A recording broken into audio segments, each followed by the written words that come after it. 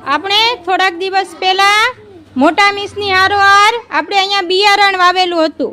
ભીંડાનું, ચોળીનું, પોપૈયાનું, એ બધુંય આપણે બિયારણ વાવેલું હતું. એમાંથી મોટા મોટા છોડ અને વેલા ઝાડ બધુંય ઉગ્યું છે. હવે આ છે એ ભીંડાનો છોડ છે. શું છે? બતાય છે ભીંડા.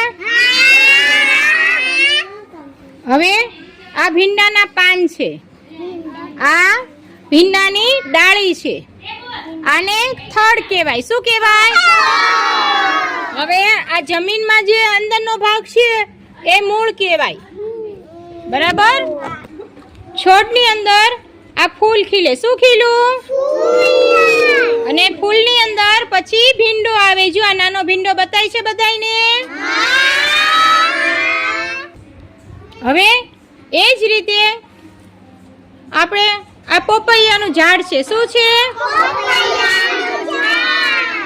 હવે જો આ ભીંડાની થડ હતું એ પતલું હતું, જ્યારે પોપૈયાનું થડ છે એ કેવું છે?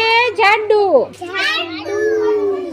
છોડ છે ઈ નાનો એવો રે, ઈ બહુ મોટો થાય નહીં. જ્યારે જો પોપૈયાના ઝાડ છે એ કેટલા મોટા મોટા થઈ ગયા છે. હવે પોપૈયો ખૂબ મોટો થઈ જશે પછી એની અંદર પોપૈયા આવશે. શું આવશે? જો પોપૈયાની ડાળી છે એ જાડી છે, જ્યારે ભીંડાની ડાળી છે એ સાવ પતલી પતલી છે. હવે એ જ રીતે આ વેલો છે, આ ચોળીનો વેલો છે. શું છે? હવે વેલાની ડાળીઓ જોવો કેવી છે, હાવ પતલી પતલી, છોડ કરતાંય પતલી. વેલાની ડાળી છે એ સાવ પતલી હોય, છોડની ડાળી છે એ એનેથી જાડી હોય, અને ઝાડની ડાળી છે એ ખૂબ જાડી હોય. સમજાઈ ગયું તમને? છોડ, વેલ અને ઝાડ